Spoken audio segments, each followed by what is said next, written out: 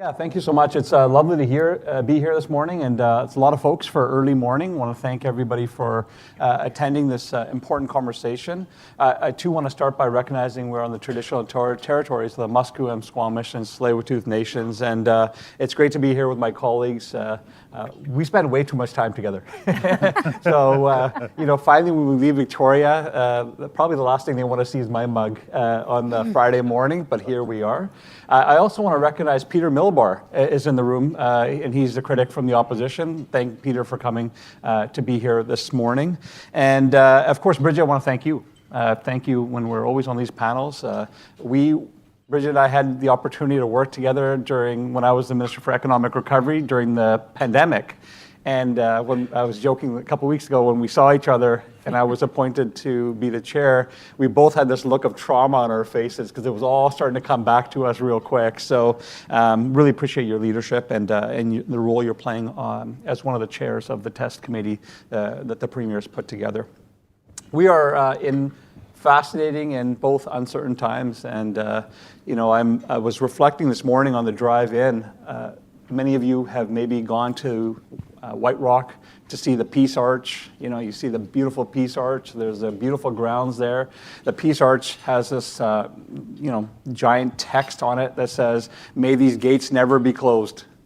And that feels like a lifetime ago for many of us now. We are in a fascinating and I would say a place that none of us had on our bingo cards 5 months ago, and it's certainly a challenge. When President Trump during his election was saying he was going to build a wall with Mexico, I don't think any of us thought that he was going to build an economic wall around the entire United States of America, and I think that's what the world is now coming to grips with: is what does the world look like? The speech that the president made the other day, 45 minutes. It was a long 45 minutes of speech, especially for all of us that were really trying to get a sense of where they're going, what's in the president's head, what are they thinking, and I think he had in the speech and what they've rolled out, they're fundamentally changing relationships in the world, and so we need to be in a place where we can now adjust and prepare and align where we go. And the uncertainty is actually having impacts. I've been getting, I couldn't believe how many letters I've gotten, in particular from seniors who are worried about their pensions. They're seeing the stock market. They're wondering what's going to happen in their future. Even my 14-year-old, who's really worried about what's happening. When he turned 13, I got him $100 of penny stocks because I wanted him to learn about the market. I wanted to learn how to make investments, and I was hoping that he would learn about the dynamics. And he called me on Tuesday and said, "Dad, what the heck is going on? I lost $30." and said, "What should I do? I was thinking about selling everything." And I said, "No, don't do that. Just hang tight." And then after the president's speech that evening, he called me and he said, "Dad, you told me to stay in, and when you're 14, what do? You don't know what to invest in." So he's like, "I like Nike," His cousins told him about Nvidia, and so Nike obviously took a huge hit, 14%, because 54% of their products come from Vietnam, and so he was pretty angry at me, but he said something interesting to me. He said, "Dad, I'm only going to invest in Canadian companies now." And I said, "Okay, that's a fascinating thing for you to consider." But it's challenging, and my point is that it's impacting everyone, and everyone is thinking about this, and we're trying to provide as much certainty as we can. And of course, for folks in this room, I think it's important to hear the latest, which is many people believe that we were able to dodge the announcements from the U.S. administration just recently. And it's important to remind people that many of the tariffs that they put in are still in place from when they originally announced them. But we also know from officials that we expect more. And it's possible in the coming weeks that we see a continued focus from the U.S. administration on our lumber, on our pharmaceutical industry, and of course they have an obsession around the semiconductors, and all those things will have potential impacts on us. So we continue to monitor that, and our focus has been on three pillars: response, strengthen, and diversify. And on the response piece, I'll just start by saying that many people in the U.S., this was not even on their radar. When we were ringing the alarm bells here in British Columbia and Canada, and this discussion about the 51st state started happening, we were all worried here in Canada because we were meeting with U.S. officials, and in fact, the Premier met with U.S. officials in the White House, and the very first conversation was, the President is serious about the 51st state. And so for us, it was a big deal, but for many Americans, it wasn't. I have family, a lot of family in the U.S., and it started from 51st state jokes to, we're sorry that this is getting to this point. We thought it was a joke. We didn't realize how serious things are getting. And a lot of the efforts that we tried to roll out in the beginning were about waking Americans up to what's happening, to the reality of what we're facing here. When we took steps to take American liquor off of our shelves, I had a lot of people tell me, like, really? That's the response? But it was very targeted, and we're having an impact. Just 2 days ago, the U.S. Senate had a vote about opposing President Trump's tariffs. And the Republican senators from Kentucky, which are the most impacted by our liquor changes, voted with the Democrats to oppose the tariffs. When we introduced Bill 7 to talk about the goods moving between BC to Alaska, of course, some people had concerns, but now we have a senator in Alaska that's brought a bill forward to say Canada is a 51st, should not be the 51st state. They're a sovereign country. They have independence, and we have a strong relationship with them. So our measures are about getting a reaction. I think it's important folks know, as the Prime Minister rolled out, that we, of course, want to go dollar for dollar. We have to respond. We cannot just leave it be. But we are being targeted. We are being measured. And it's important to note that it's almost 2 to 1 for the tariffs because we don't want to have collateral impact on our economy when we're making decisions. And so although we're seeing strong action, we will be very measured, we'll be very targeted, and we will take a Team Canada approach. And the Premier Ravi has been clear about that at the table with all the premiers as we go forward. I will touch on strengthening our economy, and my colleagues here are leading the work. I'm merely, I guess, helping bring everybody together so we can have important conversations. I'm really proud of the work that all of them are doing. When the main topics that we're discussing at our tables are how do we ensure we have energy independence? How do we ensure that we are able to sustain ourselves as we go forward? How do we make sure that we're maximizing our critical minerals and finding ways to expedite the process so we can actually see these projects go forward? We're looking at our trade infrastructure. We know that Canada now is going to need to be partnering with other, getting our goods to market. And what we do in British Columbia is going to be vitally important for those goods as they move through our communities. Food security. We cannot be in a place where our blueberries go across the border and come back 10 times. We need to ensure that we're able to produce food here, process food here, and you'll be hearing a lot of important measures on that. Housing will continue to be important. We need to ensure that people have housing so that when we're attracting the workforce, they can actually afford to live here and work for the amazing companies that we have. And of course, last but least, is that during these tough times, we need to continue to be who we are as Canadians, welcoming, empathetic, and really welcoming the world. It's vitally important for us that, and I understand when people boo at national anthems, trust me, I feel like when the U.S. national anthem comes to do that too. But we need to ensure that Americans understand that this is not about the people of the United States. This is about governments and the decisions that they're making, and that we continue to welcome people from the U.S. here into our communities because it's vitally important for us, because those relationships will be the ones that will help make a difference, but also we need that for our local economy. And lastly, I won't go too much onto diversifying piece because Minister Gibson is leading a lot of that work, but I'll just say that I had the opportunity to be in front of this audience many times when we were focused on economic recovery, and we often talked in a positive way about being nestled between two giants. We had the US market and we had China. And here, during this time, it feels a little different. You know, we've got China now increasing tariffs on us, which are having impacts. And I just want to make sure that folks understand that we are not just thinking about the impacts of the tariffs from the US. What's happening with China is very much on our minds as well, and it was an important topic the premiers discussed over the last 24 hours with the Prime Minister. So with that, I've talked way too long, but I look forward to the conversation, and Bridgitte, I'll pass it back to you. Thank you very much, Minister. I think that sets a good foundation for conversation, and recognizing that the government's approach around the tariffs, as you mentioned, is response, strengthen and diversify. And I would say that the response, people pretty easily can see what the response has been. The Premier has been out in the media. I think some of the actions have been quite bold, and people are understanding that. Where I'm getting a sense from the business community is, so what is the government going to do to strengthen the economy? Recognizing that backing up the truck, we were coming into this situation with a pretty weak economic situation. We also are facing a pretty significant deficit in this province, historic deficit. And now we also have changes to the carbon tax, which adds to, I think, a very fragile fiscal situation. So then you think about what can drive economic growth and what can drive revenue, major projects.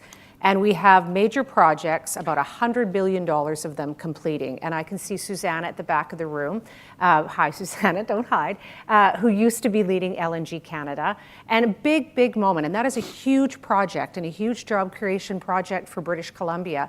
They have their first import cargo that has come in. I think you saw the pictures maybe on the news. And it's all set up to be operations go in just a couple of months maybe, or maybe in several weeks, around mid-year. And that is incredible because that project took a long time to come to fruition. But we also have a number of other projects completing, Site C, a number of other ones. So question, and maybe I will start, you're the Minister, we said that a few times, Minister of Energy. I keep blending that together, but I'll start with you, Adrian. You know, how important is it to have this next wave of projects? And I know the government has announced 18 projects, and we'll talk about those, but if you set those aside, like, what is the vision for a next wave of projects on the same kind of platform, if you will, or the same kind of importance and value, the ones that we're seeing completing now? Oh, I think at this moment for confidence, it's critically important that we have public sector investment and private sector investment that expands the economy. So at BC Hydro, you're going to hear from Chris O'Reilly, I think next month, about this issue in this forum. We have an electricity expansion plan that we're amplifying and accelerating because all the work that's being done in mining in the Northwest requires electricity, and our economy requires electricity. So a few weeks into becoming Minister of Energy, we announced 10 renewable projects, which were on the list of 18. We didn't just announce them. We exempted them from the environmental assessment process because we have to get them done. Right? We need the energy. We have to get them done. And in this session of the legislature, we're going to be changing the way we regulate those projects, moving to the BC Energy Regulator. But I believe fundamentally on regulation, it's true that you can add people to reduce permitting times, but you've also got to make some structural changes to see projects are done. When I reviewed the wind projects, we saw wind projects that would come in line in 2033 and 2034. Well, that's not reasonable. It's not reasonable for a wind project. I don't want to underestimate the consequences if you're living beside a wind project, but a wind project shouldn't take 9 years to build. I mean, it just shouldn't take 9 years to build. So we have to address that. And those investments in electricity, and by the way, there will be more calls for power. And I'm talking about not years, not months, but weeks, because we've got to go. And BC Hydro is a big part of that. We've had a huge advantage over time in lower electricity rates. You know, we've seen 6% increases in electricity rates in BC between 2020 and 2024 compared to 40% in Alberta. That's a competitive advantage. But if you want a growing economy, you need more energy, and that will mean the incremental cost of power. When Site C comes on, it increases that power. It is impacted, but we need to do it. We need to move. We need to be less cautious about that investment because it unlocks a lot of other investment. It builds itself and it unlocks lots of other investment. With respect to the direct private sector investment, I think, the one thing I would say is this, that I think that we have to a little bit, and this is a problem in Canadian politics, not keep relitigating the same fights, right? We have the Trans Mountain Pipeline. I wasn't in favor. People who follow politics might remember that. But it's built, and we should be maximizing its value to our economy. It's built with a lot of public funds, by the way, right? It was built. And so similarly, on LNG, we took an approach, Premier Horgan took an approach to balance off lots of considerations in approving LNG, and Premier Eby has maintained this approach. We have the lowest emission LNG in the world under construction, right? Well, as a world, we also need to present that to the world. It has huge advantages, and I hear about projects in Alaska and other places. Our projects are more competitive, emit vastly less, and will happen much sooner in BC. And so we have to make these judgments. And finally, we have to recognize that our advantage, that the issue of climate change can be an economic advantage. And you see this in the investment of the projects. Everywhere else in the world, including the United States, we're seeing more investment in renewable energy in spite of the action of government. Why? Because the price is coming down. And people want it, and that's true in Texas, and that's true in Iowa, and that should be true in British Columbia as well, right? This is an advantage. The world is going there. Mr. Trump on this question is going there. The world is going there, and we need to be going there as an economy. And if we do that, we can fundamentally address issues of climate change. If you don't have electricity, you cannot replace fossil fuels, really. And we got to do that, and that means now, right? That means moving forward now. It's not when the projects are announced, it's when they leave board. And on the LNG Canada project, it's a pretty impressive achievement. That project was approved in 2018, right? I think around here they made the announcement in this hotel. And Premier Horgan was there and others were there. First shipment is this summer. Mm-hmm. I think that it was a $25 billion capex built over a relatively short period of time in a complex circumstance involving First Nations, involving a huge regulatory process and a lot of construction. We can do these things in BC if we want to. So I'm sensing the urgency, which is great because that's what the business community wants. Yeah. There has been a challenge for private sector investment, though, because this jurisdiction right across Canada, it is challenging, and so it's hard to attract capital. So I'll go to you next, Minister Brar, because in your portfolio, 4 of those 18 projects are mining projects, and you have committed to speeding up permitting and to getting things moving, because that is one of the reasons that we can't attract capital and private sector investment holds off, because it just takes too damn long, frankly. I am hearing that there has been some movement on this, but I'm hearing that it's still too slow. So can you give us a progress update? Thank you, Bridgitte, and thanks to all of you for coming today. I know you are here because you care about the province of British Columbia, because you care about the economy, because you care to create good jobs for the people of British Columbia. So it's truly an honor for me to be part of this panel. So mining and mineral exploration sector is a foundational part of British Columbia's economy. Particularly when we talk about the critical mineral, as you all know these days, we have 18 of, I think, 32 critical mineral listed on the Canadian list. So we produce highest amount of copper, for example, and we are the only producer of molybdenum, and we produce, of course, other critical minerals. And we need that. We need that to do two things, to create good jobs for the people of British Columbia and also advance reconciliation at the same time, to build the green economy, which we are talking about, all of us. So the 18 project which Adrian was talking about, the Premier has actually put on the priority list. 4 of them are the mining project. And if we realize those 4 projects, that would mean for BC that that will be investment, actually it's there, $5.3 billion investment in the province of British Columbia, and that would mean 45,000 well-paying, family-supporting jobs. Because in mining sector, average job is $138,000, so those are really good jobs. And so those projects are in advanced stages. So we are working on that. So I just want to make it very clear here that when we say we are expediting or fast-tracking, whatever the word we want to use it, the project, we're not compromising any environmental protection. We're not compromising any other thing. But what we are doing is we are finding efficiencies. That's very important. For example, I will give you example in mining sector. We used to do the environmental assessment first and then start the technical review, which was my ministry after that, about major mines. And now we do that parallel. So we don't wait the first environmental assessment and then start the second one. We start the technical review early so that we can finish at the same time. So that saves about 35% of the time, and that's a significant saving of time.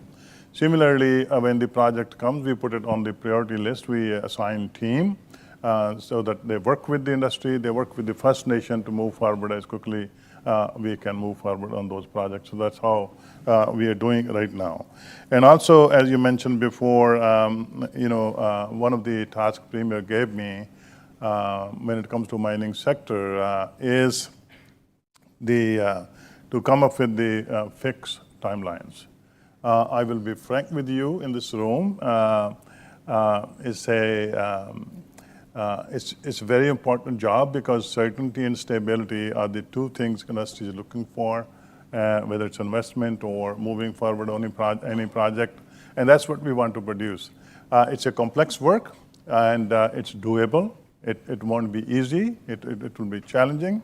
But the business, First Nations, and us, we have to work together. Minister, when do you expect to see that fixed timeline in place then? Right now, we are planning into that stage. And when I want to do it tomorrow, but it depends on, of course, the sector is a big part in that one. We have to consult with the sector. First Nation is a big part of that, and we have to find a way to bring it together. So, but we will start the process very quickly to move forward on that one, because my wish is that I want to create, although it looks like impossible, but I think we can do it. We can do it because that's very important for the industry to have stability and certainty to bring investment, moving these projects forward and all that kind of stuff. There are also 17 projects shortlisted on the priority list by the BC Mining Association. Mm-hmm. And those are also within reach. You can do 2 of them are within the 18 list, which we already have, 2 mines, but 15 remaining. So if we are able to realize those projects in the province of British Columbia, that bring in almost $40 billion investment into the province and 10,000 new jobs in the province. The good thing on the mining sector, I just want to share with all of you, one of the challenges we face right now is the tariff situation, the export situation. But mining sector only export to USA roughly about less than 15%. So in other words, 85% we actually ship it to Asia, whether it's China, Japan, Korea, and all that. So if we grow the mining sector, we don't have the diversity problem in a way. The only thing we send to USA is the aluminum and related to some other steel. Those are 2 smelters actually, which are, of course, will be heavily impacted by this. But overall, mining sector has, I won't say no impact, but very low impact when it comes to tariffs. So that's a good thing when it comes to the mining sector. Thank you. I think Minister Kahlon, you wanted to. I can just jump in to say that my colleagues are doing the heavy lifting. The question I always get from folks is, how do we get on the list? How do we get our project on the list? And I would just say that the associations, as Minister Brar has highlighted, are playing an important role with each of the ministries to bring forward projects. Our assessment, and it will grow beyond 18 projects, but the assessment, the tools that we're using are really around readiness and impact. And we're using that lens on what can be added to the list. It's important for this room to know that one of the tasks that we're taking on right now with the work is we've got the 18 projects, and we've got a team that's dedicated to identifying all the challenges that are coming with each project and getting them across the line. But we're also taking those lessons and putting it into with a team that's looking at how do we eliminate those barriers for everybody else. So it's not just these projects that are getting a benefit from it, but how do we eliminate those barriers so that future projects or other projects don't have to face the similar barriers. So those two processes are going simultaneously with the work that's happening here. And there's the projects that we're talking about and major projects, but Minister Gibson, you are sitting at the table of the task force, which I'm one of the co-chairs of. And several weeks ago, many of us were asked to submit policy ideas, project ideas, and there's 200 plus submissions that have come in, which I'm sure you might have been a little bit daunting for all of you to take a look at.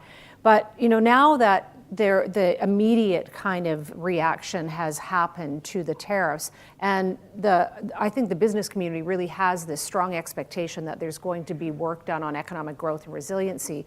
Talk about where you're at with those 200 submissions and how do they play into economic growth, and what can we expect to see on that?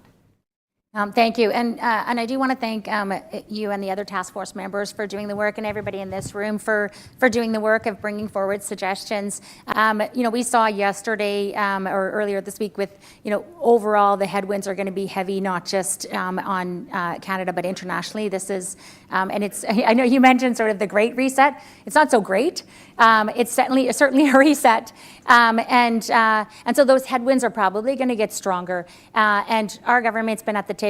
I do want to differ with you a little bit on something, Bridgitte, that our economy actually came into this quite strong. We've had some of the highest real GDP growth over the last 5 years in the country, and that includes private sector job growth. And I released the job numbers this morning from StatsCan, and we bucked the trend. Across the country, jobs are down. Here in British Columbia, we had job growth at a time where there's headwinds everywhere. Our government, Our government has been very much at the table on economic growth and trade diversification. And one of the reasons we're showing some of this resilience is because we have been building these large major projects with the private sector. We've been leveraging private sector investment through programs like our manufacturing jobs and our integrated marketplace, which you mentioned, the digital twins. Earlier, we've been investing in things like that kind of innovative technology in our ports and our airports. And leveraging private investment and other levels of government. It's 7-to-1, sometimes 9-to-1 for our public dollars. And that growth has really paid off. And the other thing we've been doing is before tariffs were even discussed in 2023, we put in a trade diversification strategy. And we've been at the table diversifying our trade. That's why BC is showing some resilience right now, is because our government focused long before this on making sure we had some resilience. And we weren't as dependent on the U.S. as other provinces in this country. And that's paying off. We're continuing that work. We're on the ground working with community, with businesses across province. I've been meeting with businesses every day. I know my counterparts have too. We're meeting with businesses and business associations and local governments around economic development opportunities. These headwinds are strong, and we know you're all facing them. Uncertainty is definitely not the friend of any business. I come out of a business sector, and I can tell you, we don't like uncertainty.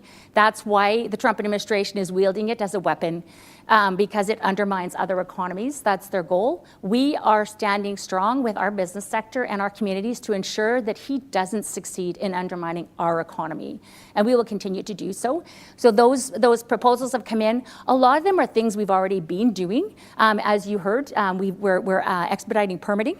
while protecting our key priorities and values that give us our competitive advantage, our clean energy, our strong and talented labor force, our labor and environmental protections, and our Indigenous reconciliation. Those are assets. They put us on the international stage right now with allies we need, the EU, Australia. They have carbon border adjustments. They have requirements around ESG.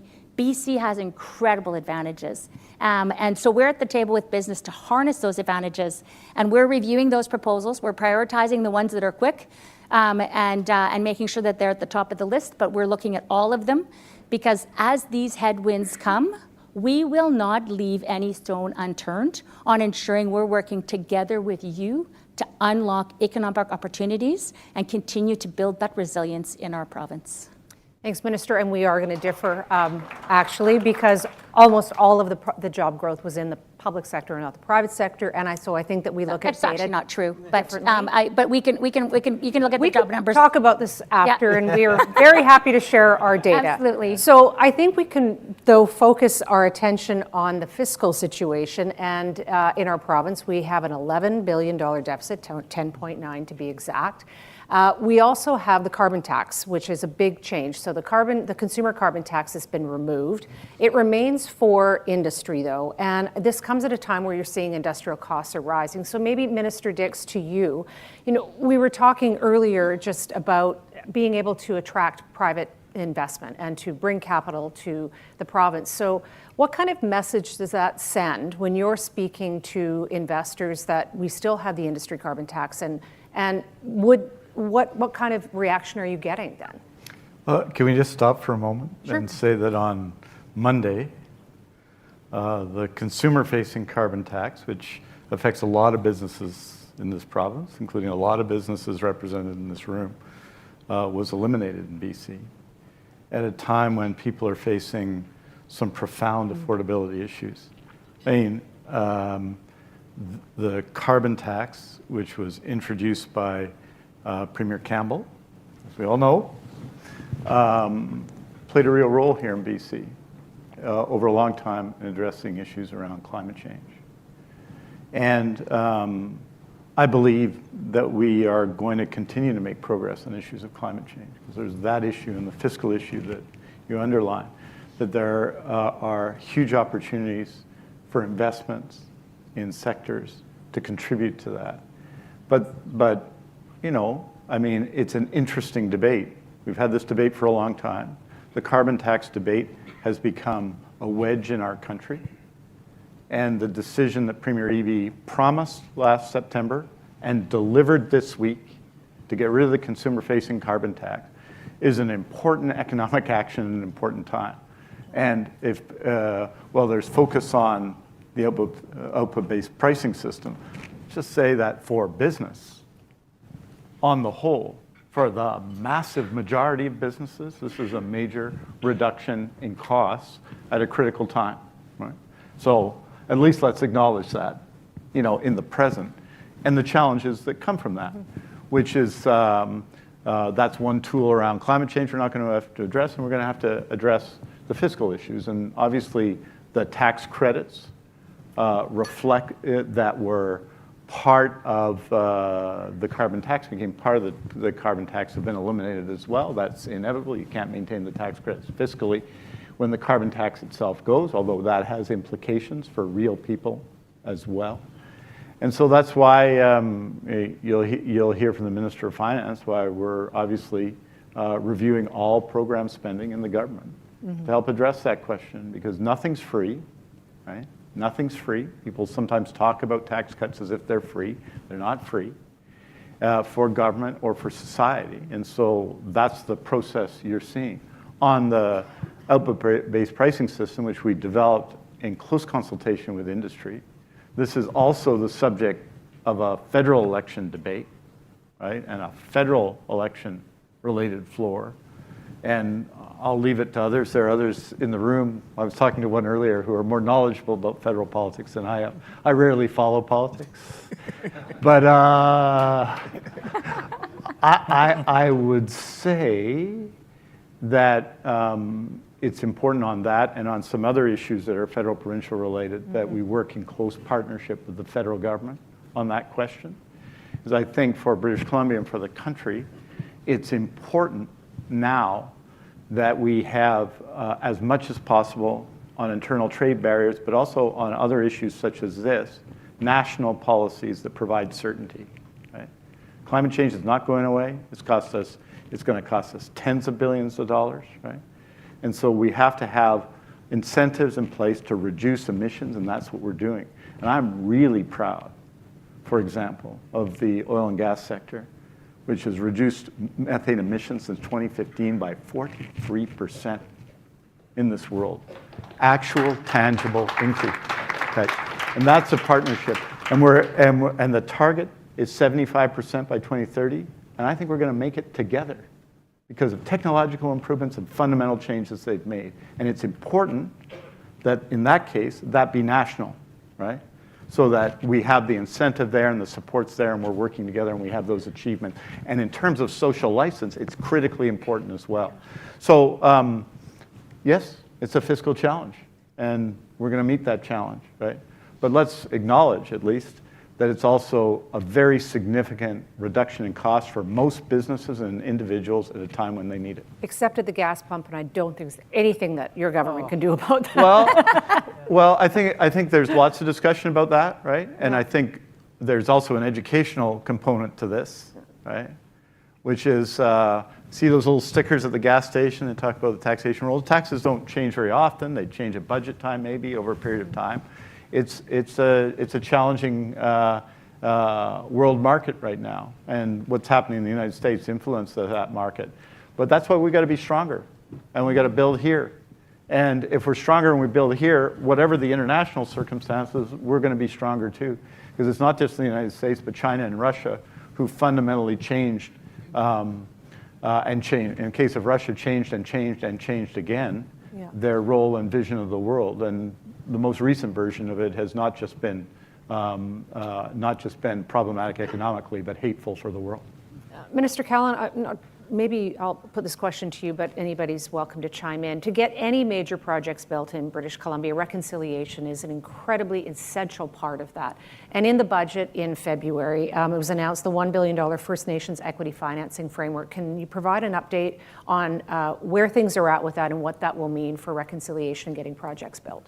Yeah, that's a key part, and I appreciate you raising this because during this time when we're having conversations about need to get projects going, I hear overwhelmingly from Indigenous leaders who say, don't forget us. Don't forget the fact that we've been fighting for our rights for a long time, and this is a critically important moment for us to stand shoulder to shoulder to see projects go forward.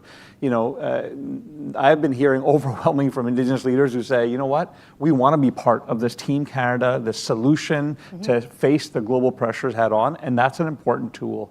In fact, I met with the Premier and the team just last week, and he's made it a priority for the team to say, we need this tool available right away.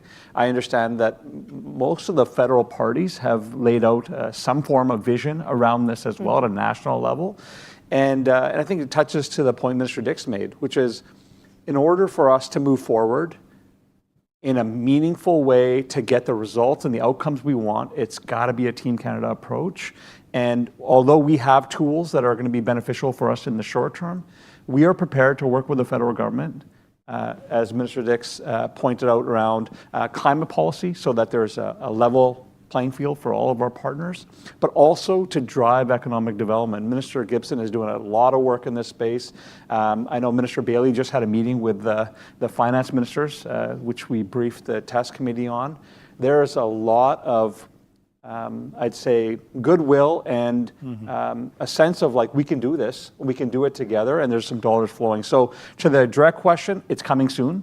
Okay. It is a critically important piece to address all the files that people are working on. Minister Dix probably has something on it because he's been working on it. Just to say on it, I think the federal government's doing something very interesting with their fund, and Enbridge is doing something interesting related to that. Say, just broadly speaking, that our priority on the fund is not simply equity investment in existing infrastructure, although that can be very valuable, and we see that, and we see what it unlocks in the case of the work that Enbridge is doing right now, for example. But we'd like to see, obviously, that investment in upside, right? Meaning in future projects. And the federal approach is, I think, this is not a loaded term, it's a small c, more conservative than what I think our approach should be, right? I think we have to focus on upside, and that's why the 18 projects we talked about, 12 are majority First Nations owned. Is there anywhere else in the world where that's true?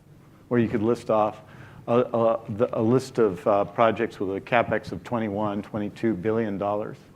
We have LNG projects on that list. We've got, obviously, renewable energy projects on that list, transmission projects on that list, right?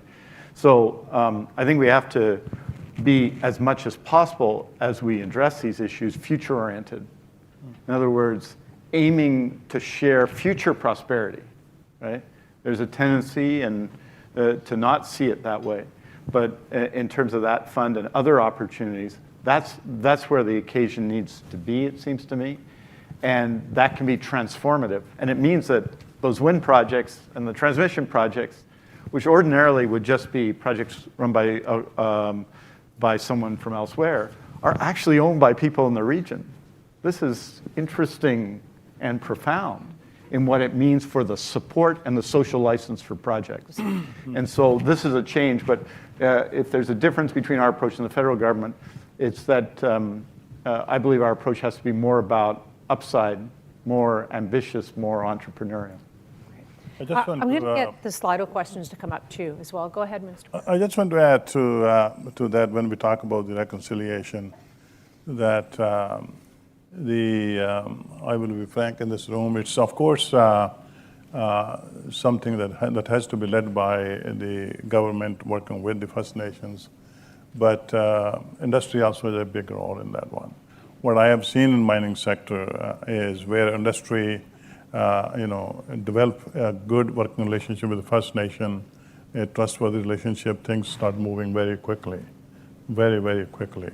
So I think there are sometimes the gap between what the way the industry thinks and the way the First Nation think is very big, and we need to bring that understanding close.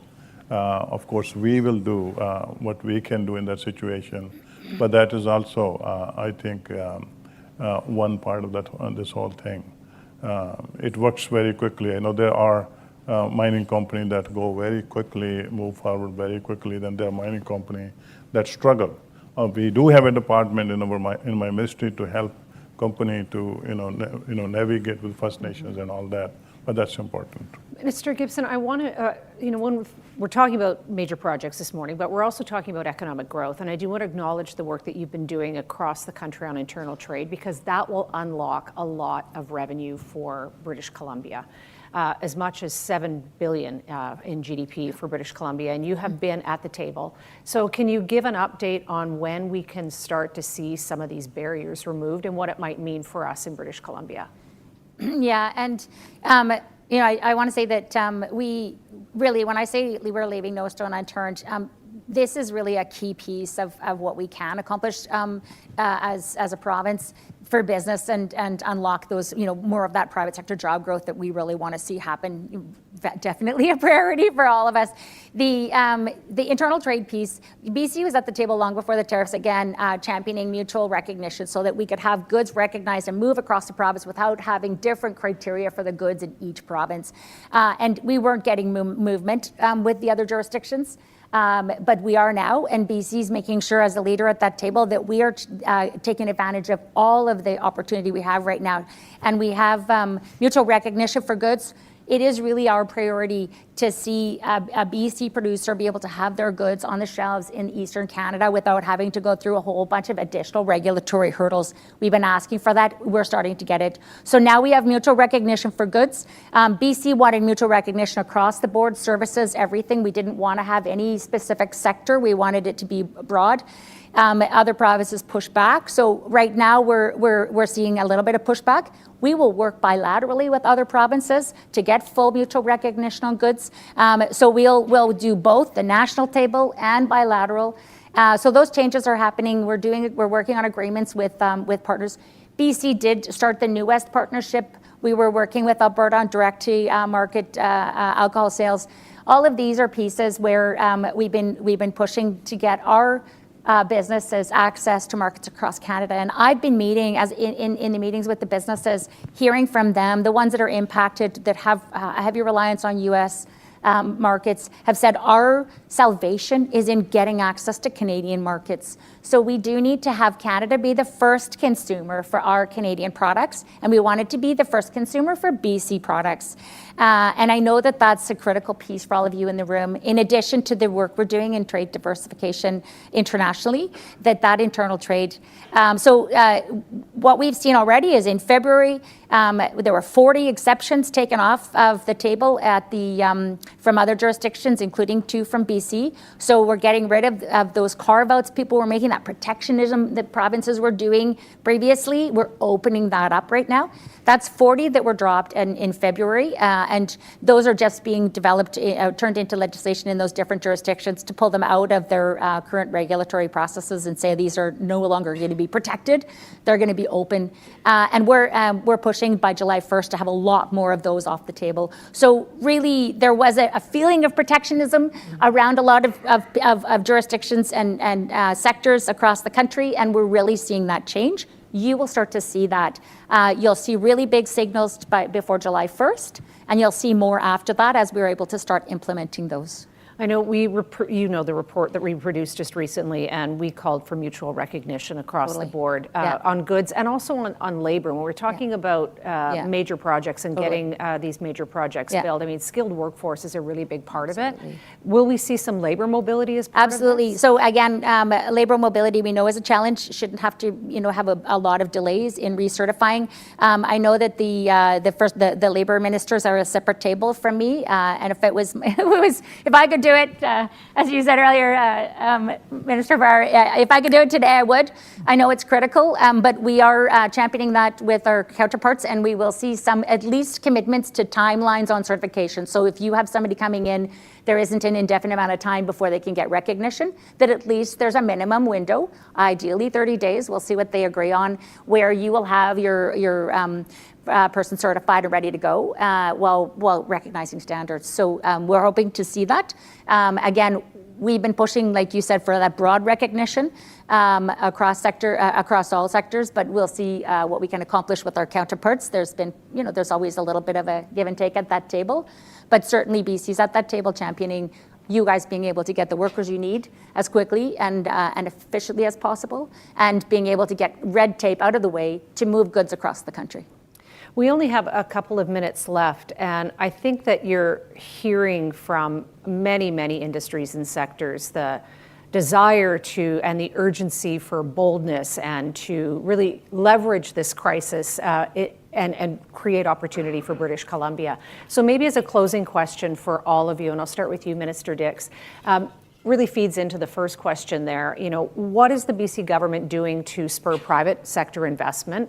But then also, is there a call to action to the business community? What do we need to do to help in any way that we can? Because you're hearing very much through whether it's the task force or whether it's the folks in the room that you've been talking to before we got started on stage, there's a real desire that we do what we can to capture this moment. So it's a question about what is your government doing to spur private investment, and is there a call to action for us? Well, I don't think business in BC requires a call to action to work on Indigenous and First Nations issues. And some of the most innovative things we're doing as a province are on those very issues, and they are spurring economic development. But I'd just say, frankly, that this is the only jurisdiction in the world that is dealing with reconciliation the way we're dealing with it. And I think it can be a huge advantage and a huge leverage point, but it's also a challenge, right? On every investment, it's a challenge. And so we got to be better on everything else, right? And so when we looked at our own and the substantial investment, $6 billion investment in wind projects, sometimes we say, oh, it's a wind project, it's not Site C or something. It's a $6 billion investment in energy equivalent to Site C. You see specific action to reduce the regulatory burden and to change the conversation about that issue, right? So not just doing wind projects, but changing the way we regulate them, because we know a lot about them. There are wind projects around the world. It's an example of the action we need to take. I think our position in the world, where we're geographically located, the quality of our workforce gives us immense advantages. And this is our opportunity to connect with the rest of the world and to change our markets. Done a lot of work in the past to do that, but to change our markets more. Because if 53% of our trade is within the United States, no one here will appreciate that it's worse somewhere else. No one cares here, we care as Canadians, but that it's worse in St. John, New Brunswick. We got to diversify here, and that means improving regulatory conditions here, improving business conditions here, and having projects go forward. I think the evidence of LNG Canada is actually a strong evidence of what can be done in BC. Government was heavily involved. There were no LNG projects approved in BC. There were none. Zero for all the talk of it when the NDP took office. Zero. Zero projects, zero capital investment. And right now, 3 projects under construction, $36 billion in capital investment, and 1 that's ready to export. So we can do it, and we've got to show, not tell, which is the wrong way to end a long answer.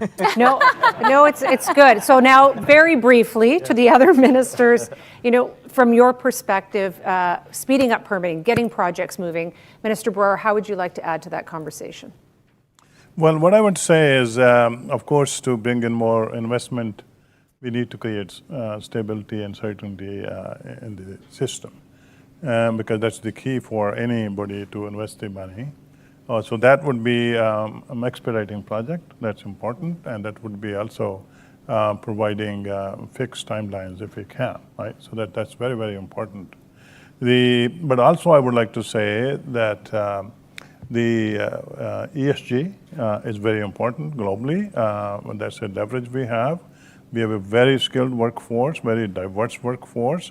We have a very good infrastructure. Of course, we are moving forward on that. We have clean energy. And I think there's a lot of misinformation, I would say. Like the last mine we approved took 13 months. Altogether, if you talk about the environmental side, it took less than 5 years. But you will still keep hearing, and that's true, I can give you the information, and you'll still keep hearing that it takes 20 years, right? So there is information. We need to probably provide the right information moving forward. We can, of course, attract a lot of money. Minister Gibson, I loved what you said, Adrian, show, not tell. Yeah. Well, in the terms of the show, not tell, I think one of our advantages we haven't talked enough about, just touched on here, is our talent. BC we've been investing, over 28,000 new spaces. We have a record number of new investments right now in apprenticeships.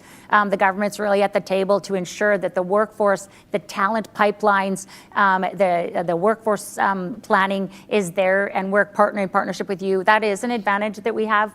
We see it, our tech sector has been growing in excessive inflation. And outpacing other jurisdictions because of the talent we have here. And I know that for all of you, that's a key part of it, ensuring that the infrastructure, social infrastructure as well, is there so that the workforce that you need has also got the supports they need to be effective and productive. And then in productivity, we do have a productivity gap. We need to be leaning more in on technology, and we are, and my ministry is very much at the table. That's why there was new funding for the Integrated Marketplace Initiative in our last budget, and we will continue to work. I have an AI adoption strategy also in my portfolio, in my mandate letter, and industrial land strategy. So ensuring that those pieces are in place so that it's easy when investment wants to come, that we've signaled we want you here, and we're ready to be at the table to help make sure that we can attract and keep great anchor companies and investors in BC.